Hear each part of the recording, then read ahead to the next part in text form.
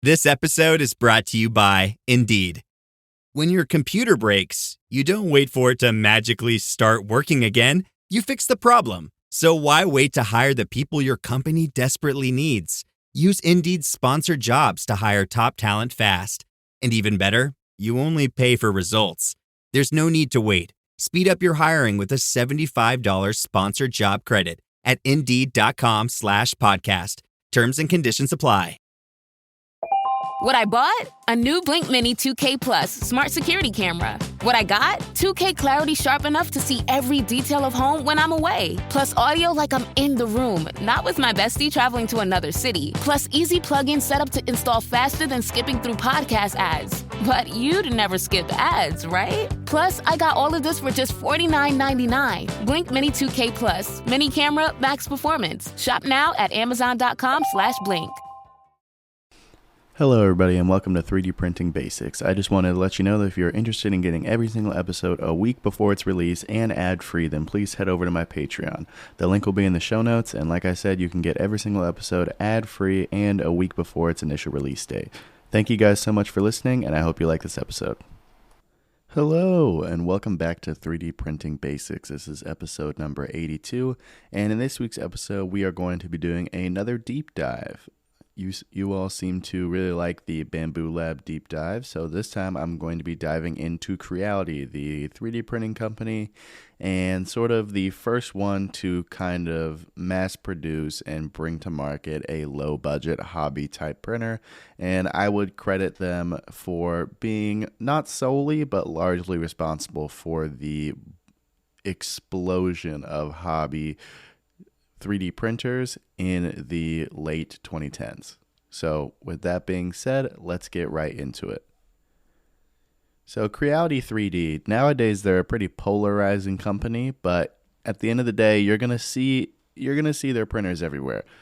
It has been reported that Creality has sold over 6.1 million 3D printers, and I wouldn't be surprised if 4 or 5 billion of those were Ender 3s. They are insanely popular. Like I said, I credit them with kind of the boom of hobbyist 3D printing because of this Ender 3. So with that being said, let's jump right into their early history. So Creality itself is formerly Creality 3D, and they are owned by the Shenzhen company, and they were founded in 2014. They were a small team, and they had a simple goal. They really wanted to make low-cost desktop 3D printers that could be available to pretty much anybody on the market that wanted one.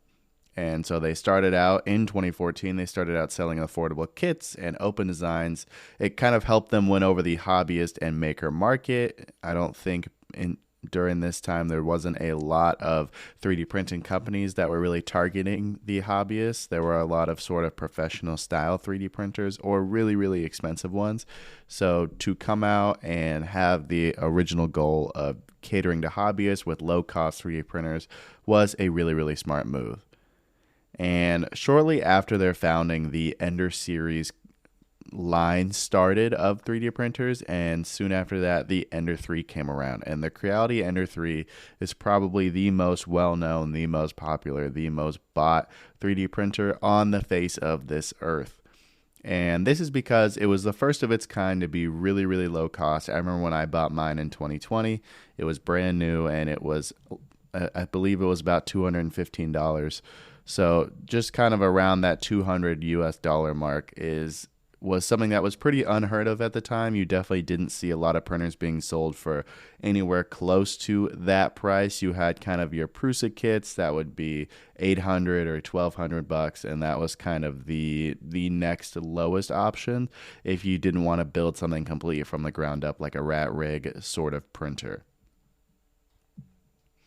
And so once they released their Ender 3, their company, of course, exploded. It was just so popular because of the low price point, of course, and really the ability to mod it.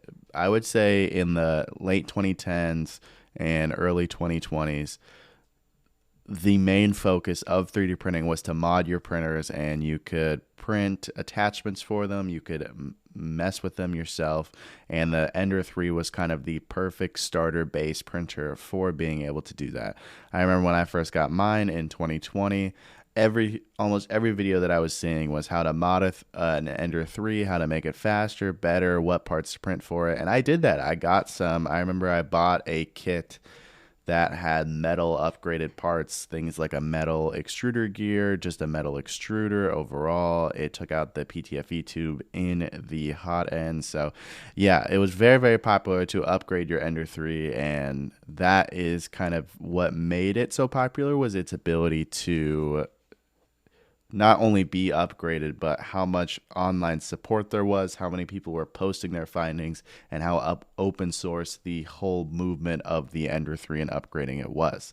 So that was definitely something that was appealing if you were somebody who was just getting into 3D printing and you didn't necessarily know a whole lot about it. You could spend a few hours researching and you could find tons and tons of information right at your fingertips about this Creality Ender 3. So I would say those factors played into making it probably the most popular printer of all time.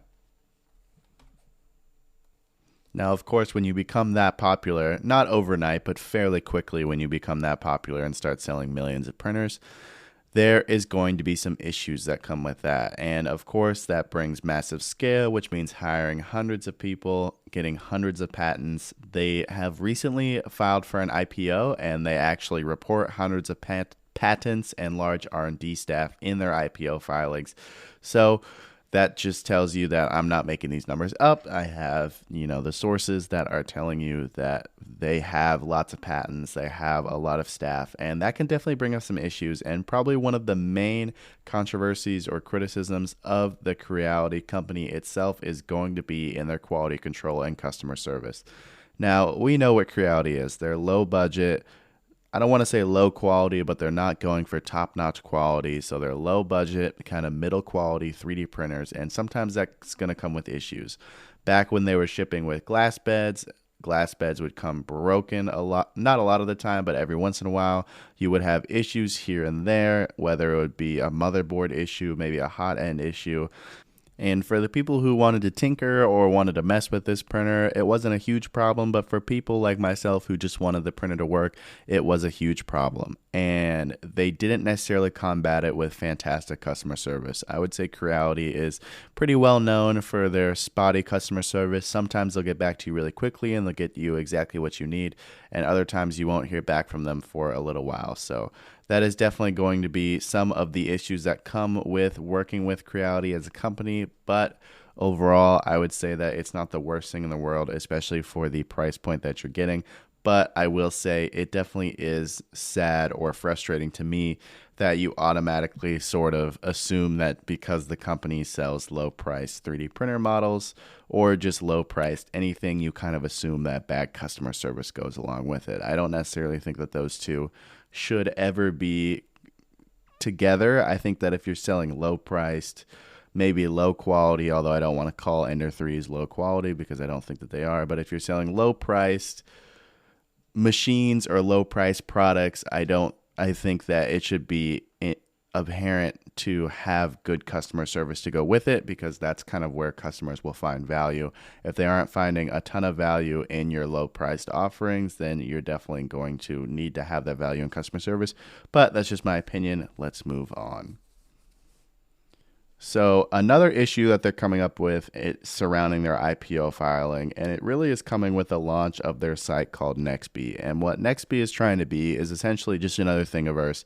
It's another model library where you can find different 3D models and you can download them or you can buy them and you can use them and print them. Now, the problems that they're having is that it seems like they're just kind of taking models from wherever, whether they're taking it straight from Thingiverse or Prusa Printers, Printables.com, I believe nowadays, or Cult 3D, any of these other libraries. It seems like they might just be downloading them directly and adding them to their site without proper crediting or just not even any sourcing. So that kind of raised some definite questions. Now, Creality did go through their library and updated listings, and they they assigned credit where credit was due for some of them. But just the fact that they would try something like this is just a little bit shady and not something that you want to see in a 3D printing company. So that's definitely something to look out for, is that they've shown to sort of be sketchy in the past. And when a company often shows that they're willing to do some not so nice things, then they usually are, usually they're going to do it again. So that's definitely something to look at. And I would say the biggest controversy and problems that they have with their 3D printers is the consistency trade-offs. I would say that Ender 3s, you're going to get a lot of them that aren't the same, even though it's the exact same printer, whether it's going to be something coming broken on it with the motherboard, maybe the hot end, maybe this, maybe that. At the end of the day, it's pretty tough for me to put my faith in a company, even though they have a long and established track record of creating low-cost quality printers. It's pretty tough for me to put my trust in them nowadays. I haven't gotten a Creality 3D printer in a long, long time. For those of you who have been long-standing fans of the channel, I bought an Ender 3 pretty early on. It was I was giving one away, and then I was also buying one for myself to kind of go over it, and I used it once, and then it immediately broke, and it's been collecting dust ever since. For somebody who's running a business like myself, I just can't afford to spend the time tinkering around with this printer, trying to get it to work, when at the end of the day, my Bamboo Labs printers are much better, they're much more reliable, and they're infinitely faster than the Ender 3. So Creality, that's also to say, though, Creality, they're not trying to market to me. They're not trying to market to business owners. They're marketing to the hobbyist who has nothing but time and wants to do this for a hobby and wants to spend their time tinkering and seeing what they can do with this 3D printer. So just because I have what seems like a negative opinion on Creality does not mean that they are a bad company. I would actually say if you fit in the community that they're trying to sell to, Creality is a really good company. They're marketed well, they're a really low price point, and they are basically offering perfect starter printers for those of us who want to tinker and want to upgrade and want to poke around our 3D printer to figure out the inner workings of it and see if they can make it better. So that's kind of how I want to wrap up, is just kind of prefacing that even though I might not have the best opinion of them, and that's not to say that's nothing on them. That's more so just me and my particular needs don't line up with what Creality is trying to sell. That doesn't mean that they're a bad company. I really do think that they're quite a good company, as I've made episodes about them in the past, and I've highlighted their ability to create these sort of 3D printers that are base models for you to mess around with. So that's what I want you guys to take away, is that I really didn't want to sound too negative. They just don't fit the needs for me. I think overall, Creality is a really good company and definitely something to look into if they fit your specific needs. So with that being said, that's all I have for you guys today. I really appreciate you guys listening to every episode that I offer. I definitely never would have expected that 82 episodes in, we're still going strong, but I'm very appreciative. That is all because of you guys. So let's keep going. Thank you guys so much for listening, and I'll talk to you next time.